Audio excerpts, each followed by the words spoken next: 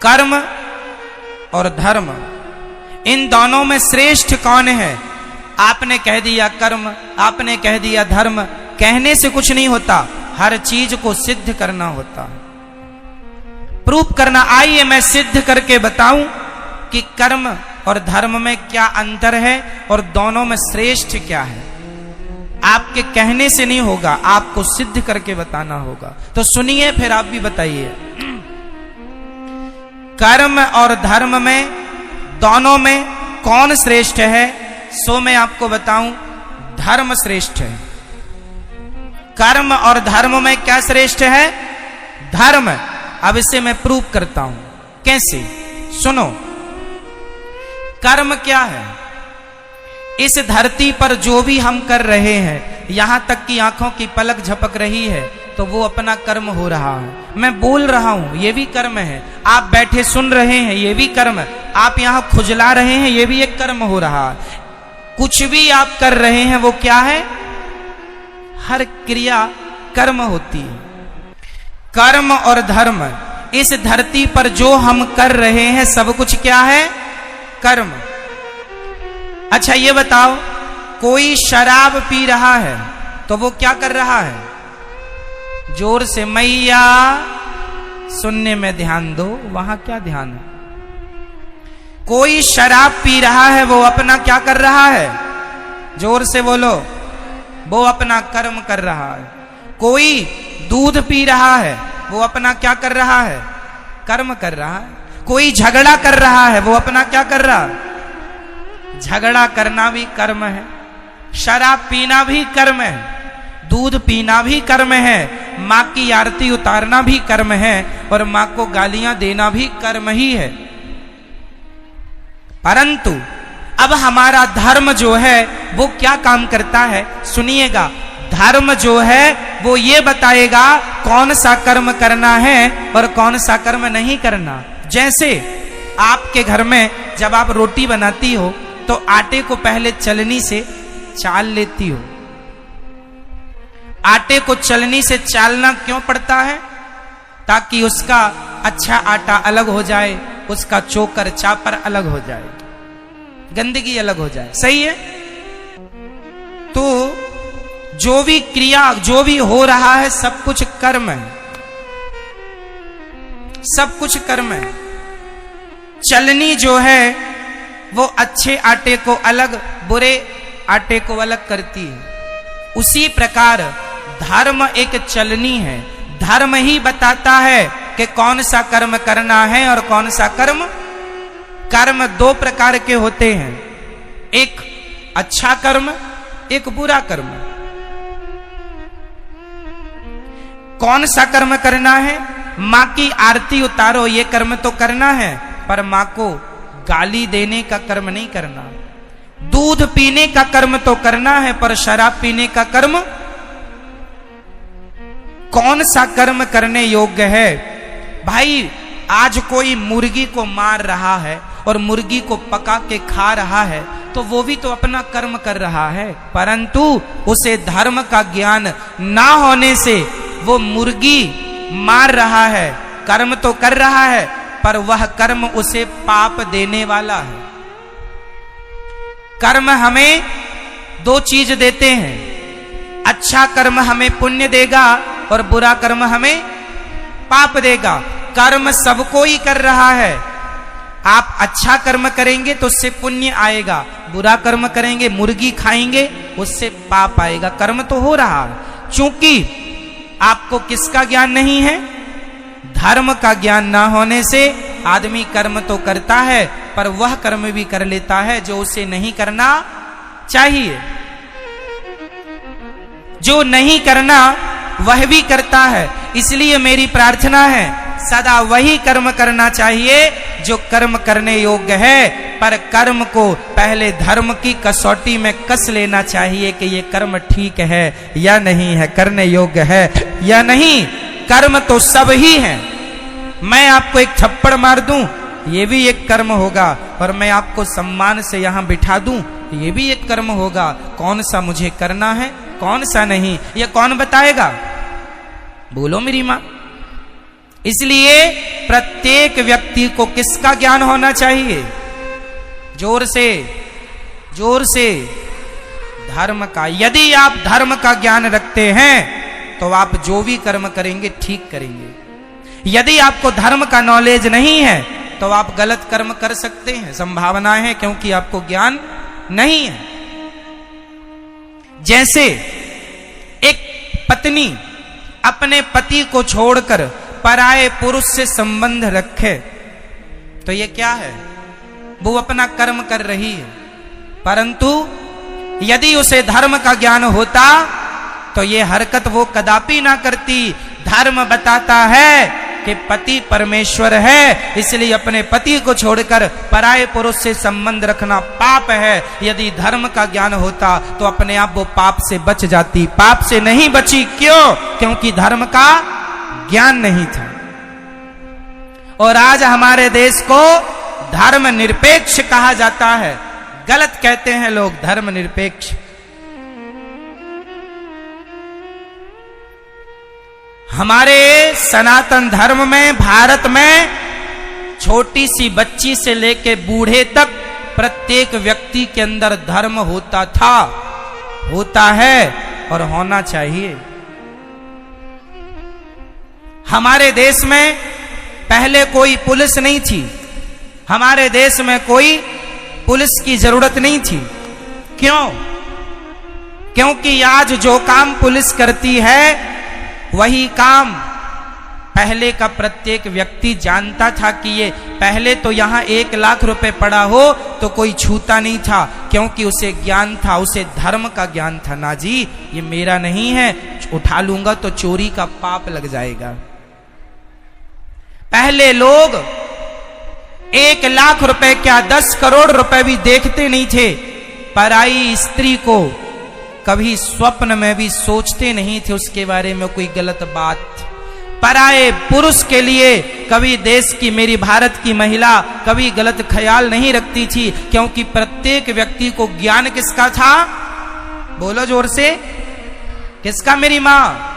और जोर से, पीछे वाले बोलो, किसका ज्ञान? पहले धर्म का ज्ञान था। और आज ये हालत है कि लोगों की जूते चप्पल तक नहीं बच रहे। जूते चप्पल तक चुरा लेते हैं लोग। इसका मतलब है कि आज का इंसान धर्महीन हो चुका है, धर्म से खाली है, उसे ज्ञान नहीं है। वो तो केवल पेट भरने में लगा है। जैसे मिल जाए महाराज मर्डर कर लो, मर्डर करवा लो, मरवा दो, जो होए बस वैसा वो अपना पेट भरने में लगा। मार डाल करके, लूट करके, चोरी करके, वो डाका डाल के, कैसे भी वो अपना पेट भरने में लगा है। तो तुम इंसान हो कि क्या हो? इसलिए आप अपने बच्चों को धर्म का ज्ञान देना। मेरी मां, धर्म के बिना इंसान पशु के समान है। धर्महीन व्यक्ति किसकी तरह है? जोर से, किसके? आप लोगों को धर्म का नॉलेज है, ज्ञान है या नहीं? बोलो हां या ना, बोलो हां या ना। मैया, आपको धर्म का ज्ञान है? कैसा बताओ, क्या है धर्म? चलो बताओ, नारी का धर्म क्या है? सबके भारत में धर्म है। पुत्र का धर्म है अपने मां बाप को भगवान मानकर सेवा करना। पत्नी का धर्म है कि अपने पति को भगवान मानकर सेवा करना। दुकानदार का धर्म है ग्राहक को भगवान मानकर उसकी सेवा पूर्ति करना। हम सभी एक धर्म की बेड़ियों में बंधे हुए हैं। आप स्वतंत्र हैं या परतंत्र हैं? जोर से, जोर से। आप स्वतंत्र हैं या परतंत्र हैं? जोर से बोलो, बोलो और जोर से, हमें आवाज नहीं आ रही है। आप स्वतंत्र रहना चाहते हैं कि परतंत्र रहना चाहते हैं? आप स्वतंत्र रहना चाहते हैं या किसी के अधीन रहना चाहते हैं? बोलो, आप यदि अधीन रहना चाहते हैं तो किसके? बोलो। अब मैं बोल रहा हूं, ध्यान से, ये दास अनिरुद्ध समझाएगा। मैया कहां जा रही हो? अच्छा, तो हम चलते हैं। अच्छा, ध्यान से सुनो। आप कह रहे हैं हम स्वतंत्र हैं, गलत कह रहे हैं आप। ना तो स्त्री कभी स्वतंत्र हुई, ना तो पुरुष कभी स्वतंत्र हुआ। और यदि आपने स्वतंत्र होना चाहा तो आपका सर्वनाश हो जाएगा, पतन हो जाएगा। हम कभी स्वतंत्र नहीं हो सकते और हम होना भी नहीं चाहते। हम सदा धर्म के अधीन रहना चाहते हैं। हम किसके अधीन? बोलो, धर्म के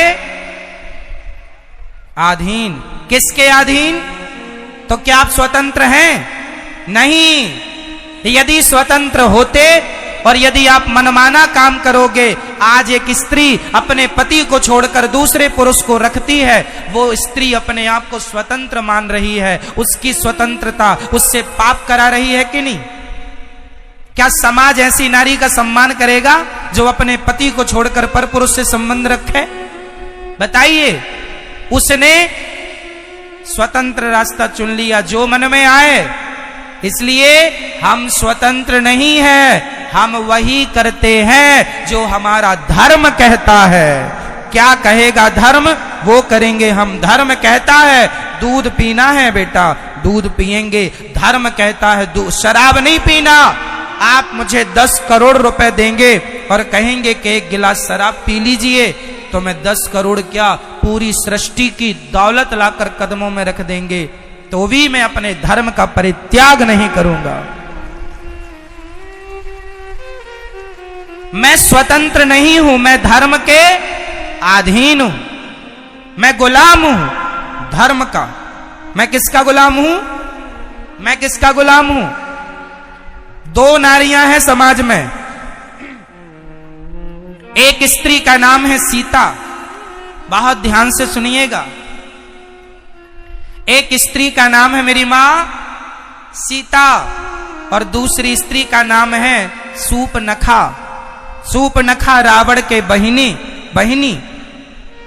अब बताइए, सीता माता स्वतंत्र है या सूपनखा स्वतंत्र है? कौन स्वतंत्र है? बोलो मेरी मां, कौन? सूपनखा स्वतंत्र है। इसलिए वो किसी पुरुष से कहती है कि हमसे विवाह कर लो, तो सम पुरुष न मोह सम नारी। राम जी कहते हैं हमारा भाई वहां बैठा है, एक बार बात कर लो, बात बने तो। चली गई। इतनी निर्लज्ज है, देखो खुद अपनी शादी की चर्चा कर रही, खुद अपना विवाह तय कर रही। लक्ष्मण जी से कहती हमसे विवाह कर लो, तुम बड़े सुंदर हो। वैसे तो तुम्हारे भैया बड़े सुंदर हैं, पर वो नहीं मिल रहे हैं, तुम ही मिल जाओ। वो कहती है कि हम भी कम सुंदर हैं क्या? राम जी ने पूछा तुम्हारी शादी हो गई? कहती नहीं हुई, जबकि सूपनखा की शादी हो चुकी थी। सूपनखा के पति का नाम है विद्युत जिह्वा। सूपनखा के पति का नाम क्या है? विद्युत जिह्वा। इसे रावण ने मार डाला है, रावण ने मार दिया अपने जीजा को। और सूपनखा कहती है मैं कुंवारी हूं। तो लक्ष्मण जी ने नाक कान काट दिया। किसी ने लक्ष्मण जी से कहा क्यों जी आपने नाक ही क्यों काटी? लक्ष्मण जी बोले हाथ काटते तो इसे जाकर बताना पड़ता कि फलानी जगह गए थे तो हाथ कट गया। नाक इसलिए काटी है, इसे बताना नहीं पड़ेगा कि कहां गए थे, लोग देखते ही समझ लेंगे कि नाक कटाने ही गई थी, इसलिए नाक ही काटी। कहती है तो सम पुरुष न मोसम नारी। क्यों? क्योंकि सूपनखा का संकल्प वही है जो राम का। निश्चरहीन करऊं मही, राम जी कहते हैं मैं निशाचरों से हीन पृथ्वी कर दूंगा, मैं रावण को मारूंगा, राम जी कहते हैं। और सूपनखा भी कहती है रावण तूने मेरे पति को मार डाला है, क्योंकि सूपनखा का पति इतना बलशाली था कि रावण डर गया कि कहीं ये मुझे मार के कब्जा ना कर ले लंका में, इसलिए मार दिया। सूपनखा तब से गुस्सा हो गई, तूने मेरे पति को मारा है, जब तक तेरे विनाश का समय नजदीक नहीं आ जाएगा तब तक मैं लंका में प्रवेश नहीं करूंगी। इसलिए रावण के विनाश का समाचार लेकर के सूपनखा रावण के पास गई, और सूपनखा ने ही तो रावण से कहा था कि सीता को चुरा लो। रावण के बर्बादी में सूपनखा का विशेष हाथ है, शुरुआत यहीं से हुई। तो इसलिए कहती है तो सम पुरुष न मोह सम नारी, तेरा भी विचार वही है राम, तेरा भी विचार वही है कि रावण को मारना, और मेरा विचार भी वही है रावण को मारना। तो सम पुरुष न मोह सम नारी, हम दोनों के विचार एक से मिल गए, इसलिए यह संयोग विधि रचा विचार, यह संयोग है कि तुम्हारे और हमारे विचार मैच कर गए। तो सीता माता धर्म के अधीन चलती हैं और सूपनखा स्वतंत्र है। तो आप स्वतंत्र रहना पसंद करोगी मेरी मां, या धर्म की अधीनता स्वीकार करोगी? बोलो। धर्म। इसलिए मेरी मां धर्महीन चाहे स्त्री हो, धर्महीन चाहे पुरुष हो, दोनों पशु के तुल्य हैं। हमारे भारत में एक पत्नी का पति मर जाए तो वो उसकी विधवा रह के सारी जिंदगी गुजार देती है। क्या है ये? जोर से बोलो, क्या है ये? क्या है ये? धर्म है। और ऐसी क्वालिटी की स्त्रियां सिर्फ हमारे भारत में हैं। आज दुनिया में 200 देश हैं लगभग। पूरी दुनिया में कितने देश हैं? अमेरिका, लंदन, जापान, पेरिस इत्यादि जाकर देख लो, दुनिया में 200 देश हैं। ऐसी स्त्रियां केवल भारत में पाई जाती हैं कि पति के मर जाने पर उसी की विधवा रहकर जिंदगी गुजार देंगी, पर पराये पुरुष की तरफ आंख उठाकर नहीं देखेंगी। ऐसी स्त्रियां सिर्फ भारत में होती हैं। सती सावित्री केवल यहां और कहीं नहीं, इसलिए यहां धर्म है। ये क्या है? यदि स्त्री अपने पति को छोड़कर पराये पुरुष से संबंध रख ले, आजकल तो पुनर्विवाह कर लेते हैं कि लड़की का पति यदि समय से पहले खत्म हो गया, कोई बाल बच्चे हुए नहीं और हो भी गए, और उसका मन है कि भाई जिंदगी अकेले नहीं गुजर सकती, कोई जीवन साथी चाहिए, तो आजकल पुनर्विवाह का भी लोग बंदोबस्त कर लेते हैं। वो अपनी आप की स्वतंत्रता है। पर हमारे देश में आज भी स्त्रियां अपने पति के जाने के बाद वो उसी की विधवा रहकर जीवन जीना पसंद करती हैं, पराये पुरुष से संबंध रखना पसंद नहीं करती। कुछ स्त्रियां ऐसी हैं, पर कुछ आज पुनर्विवाह में भी बिलीव करती हैं। सबके अपने अपने विचार हो सकते हैं, वो उनकी अपनी स्वतंत्रता। फिर भी मेरे देश में आज सती पतिव्रता नारी पाई जाती है, और ये स्त्रियों की क्वालिटी सिर्फ भारत की स्त्रियों की है और कहीं की नहीं। इसलिए है क्योंकि हमारे देश में धर्म रहा है, लेकिन आज के कुछ लोग भारत को धर्म निरपेक्ष कह रहे हैं कि ये तो धर्म में हम कोई विश्वास ही नहीं करते। धर्म निरपेक्षता का अर्थ होता है धर्म में कोई विश्वास ना करना। और सोचिए, इस धर्म निरपेक्षता के कारण हमारे स्कूलों में पहले पढ़ाया जाता था गा गणेश का। सुनो जरा, पहले हम लोगों को क्या पढ़ाया गया? गा गणेश का। आज पढ़ाया जाता है गा गधे का। कोई गणेश बनना नहीं चाहता, गधा ही बनना चाहते, इसलिए आज गधे हो रहे हैं। गणेश के संस्कार खत्म हो गए। गणेश वही है जो अपने माँ बाप की परिक्रमा लगा ली तो पूरे ब्रह्मांड की परिक्रमा लग गई। क्यों जी? गणेश जी ने अपने माँ बाप शंकर पार्वती जी की परिक्रमा लगाई थी कि नहीं? आज हम हिंदू लोग गणेश चतुर्थी को गली मोहल्ले में गणेश जी रख के उनसे यही तो सीखते हैं कि गणेश जी जैसे मातृभक्त थे, जैसे गणेश जी पितृभक्त थे, उसी प्रकार हमारा और आपका बेटा भी मातृ पितृभक्त बने। ये शिक्षा गणेश जी से मिलती थी। लेकिन आजकल स्कूलों से संस्कार, बच्चे संस्कारहीन होते चले गए। हमारे समय पर जब मैं हिंदी पढ़ता था यहीं पर, तो हमारे यहाँ कुछ मीराबाई के पद हुआ करते थे हिंदी में, कुछ सूरदास के पद हुआ करते थे। जब हम पढ़ते थे तो रामचरितमानस की चौपाइयां हुआ करती थी। लेकिन आज नहीं है, गायब कर दिया धर्म निरपेक्षता के कारण में कि भाई हर मजहब के, हर धर्म के लोग पढ़ते हैं। अरे तो भारत है, ये हिंदू राष्ट्र होना चाहिए, यहां तो सनातन धर्म के हिसाब से ही सब चलना चाहिए। क्या कुछ लोगों के कारण हम अपना धर्म छोड़ दें? लेकिन आज लोग छोड़ रहे हैं। हम लोग पढ़ते थे तो ये चौपाइयां हुआ करती थी, सुखी मीन जय नीर अगाधा, जिमी हरि शरण न एकऊं बाधा। ये हम लोगों ने रामचरितमानस की चौपाई हमने कुछ तो यहीं पढ़ी है हिंदी में। आज की बुक में राम जाने क्या है, गा गणेश का हटा दिया, गा गधे का। पहले था मां मंदिर का, आज है मां मछली का।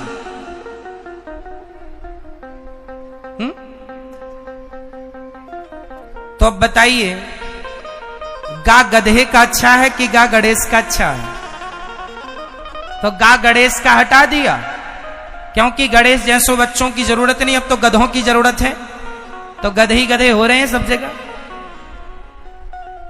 ऐसे गधे हैं कि अपने माँ बाप की सेवा तक नहीं करते, ऐसे गधे हैं कि अपने माँ बाप का अपमान करते हैं। अब क्या करो, ये पढ़ाई गधा है। इसलिए मेरी मां, स्कूलों के भरोसे ना बैठो, अपने बच्चों को आधा घंटा 20 मिनट कथा सुनवाया करो और संस्कार आप अपने घर पे दीजिए बच्चों को, स्कूल के भरोसे ना बैठिए। स्कूलों में केवल शिक्षा है, संस्कार नहीं। स्कूलों में क्या है? क्या है?